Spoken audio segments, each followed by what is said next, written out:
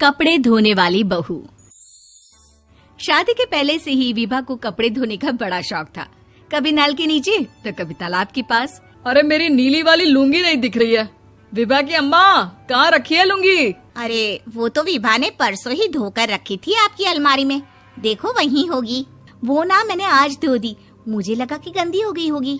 अरे कैसे गंदी हो गई थी? उसे तो मैंने पहना भी नहीं। हे भगवान, इस लड़की के कपड़े धोने की आदत से परेशान हो गया हूँ मैं। जितना तो घर में राशन नहीं आता, उससे कहीं ज्यादा डिटर्जेंट पाउडर का खर्चा है। इसकी शादी करवा दो, शादी जाए अपने घर में ही करे काम, फिर चाहे घर के कपड़े धोने हो या पूरे गांव के। हाँ ठीक बोल रही हूँ, देखता हूँ मैं कोई लड़का। वो दिन भी आ जाता है जब विभा को देखने लड़के वाले आ जाते हैं। लड़की मुझे अच्छी लगी। होने वाली सास कहती है, बेटी अगर कुछ पूछना है तो पूछ लो। वैसे तो हमारी लड़की बहुत ही शर्मीली है, जो बोल दो वो मान लेती है, इसे क्या पूछना होगा। अरे कैसी बात कर रही हो माँ, मुझे इन लोगों के घर रहना है, सवाल तो कई है। हाँ हाँ बेटा, पूछ लो ना, क्या पूछना है। आप लोगों के घर कपड़े कौन धोता है? सास का मुंह बन जाता है। देखो, अगर तुम ये कहना चाहती हो कि तुम्हें कपड़े धोने नहीं आते तो सुन लो, कपड़े मैं ही धोती हूँ, लेकिन तुम्हारे आ जाने के बाद मैं रुमाल तक नहीं धोऊंगी। अरे चुप रहना भाग्यवान, बहू बेचारी घर आई नहीं, उसे डराना शुरू कर दिया। वो क्या है ना बिटिया, अभी तक तो ये कल्लू की माँ ही धोती थी, लेकिन अब तुम्हारे पापा तो दहेज में वॉशिंग मशीन देंगे ही।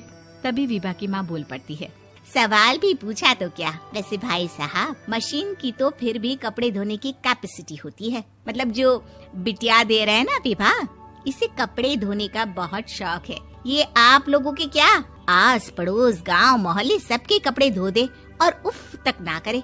बाहर देखा नहीं आपने कितने कपड़े सूख रहे हैं?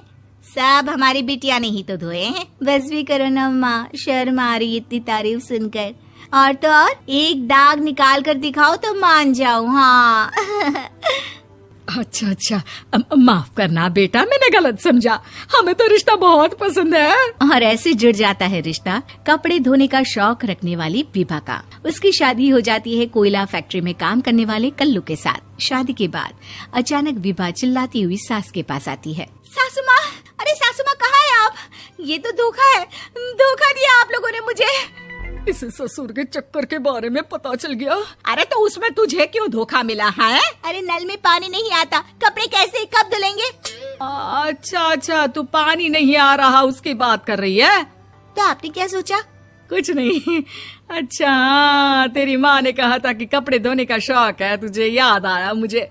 शौक बोलकर कपड़े धोने वाले मेरे जुनून को कम ना आके सासू माँ, कपड़ा धोना मेरा गुरूर है।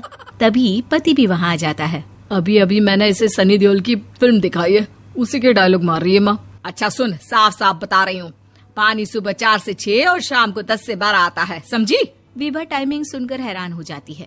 ये क्या भूतों का मोहल्ला है? सुबह 4 बजे उठकर कौन कपड़े धोता है? 4 बजे टंकी में पानी जाता है, फिर सारा दिन धोना ना, किसने मना किया? अरे कैसी बात कर रही हैं? 200 लीटर की टंकी में कितने कपड़े धो लूंगी मैं? सुबह ही उठ जाऊंगी मैं। अब क्या था, विभा सुबह 4 से लेकर रात के 12 बजे तक कपड़े ही धोती रहती। एक रोज सास पड़ोस से निकलकर कहीं जा रही होती है कि साथ वाली कहती है, हाँ कल्लू की माँ, जरा ये बताओ कि 2 साड़ी है, 2 ब्लाउज और एक पेटीकोट और एक नाड़े वाला लंबा कच्छा। हाँ तो? अरे तो क्या, कितना लोगी धुलाई ये बताओ। धोबन दिख रहे हैं हम क्या?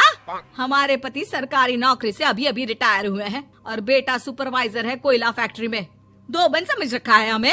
हाय रे कल्लू की अम्मा, माफ कर दो, वो तो मोहल्ले में यही सब बता रहे थे कि तुमने बहू को कपड़ा धुलवाने के काम में लगा दिया है। सास को पड़ोसन की बात सुनकर गुस्सा आ जाता है। वो घर पहुंचती है जहां घर के बाहर ही इतने सारे कपड़े सूख रहे होते हैं जितने कि किसी धोबन के घर पर। अरे ओ कल्लू की दुल्हन, बाहर निकल।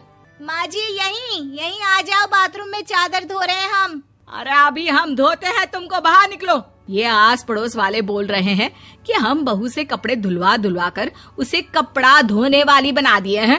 अरे छोड़ो ना माँ जी, किन लोगों की बातों में आती हो?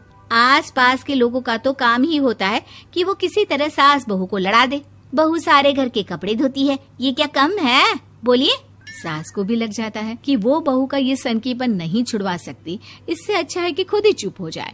एक रोज सास और बहू मंदिर जाते हैं, जहाँ सास की साड़ी वहाँ खड़ी भीख मांगने वाली से मिलती है। माँ जी क्या बात है, आपकी साड़ी उस भिखारन से कितनी मिल रही है ना? हाँ हाँ देखो तो, दोनों की साड़ी मिल रही है। क्या बात है कल्लू की अम्मा, तुम खुद को तो अफसर की बीवी बताती हो और ऐसी सिंपल सी प्लेन साड़ी पहनकर घूमती हो। सिंपल और प्लेन नहीं है ये साड़ी। तो क्या सोने के धागे से फूल बने हैं? कुछ भी सासू माँ, कुछ भी। हाँ बने थे इस साड़ी में सोने के धागे से फूल। मेरे पति लेकर आए थे मद्रास से स्पेशली मेरे लिए 10,000 की। ताहे भाई साहब इस भिखारन के लिए भी सेम टू सेम साड़ी लेकर आए होंगे 10,000 की। सास उस वक्त तो कुछ नहीं कहती, लेकिन बहू के साथ घर आती है और अलमारी से एल्बम निकाल कर लाती है। ये साड़ी देख रही है, ये वही साड़ी है जिसे मैंने अभी पहना था। इस साड़ी में ये जो चमकदार फूल दिख रहे हैं ना, ये सोने के धागों से काढ़े गए हैं। लेकिन तू लोकल वॉशिंग मशीन ब्रश से घिस घिस कर सारे फूलों को निकाल कर साड़ी प्लेन कर दी। मुझे माफ कर दीजिए सासू माँ। और तो और, जब मैंने तुझे तेरी गलती के लिए कुछ नहीं कहा, लेकिन तूने तो सबके सामने मेरा मजाक ही बना दिया। क्यों? बहू को समझ में आ जाता है कि अब से उसका कपड़े धोना बंद।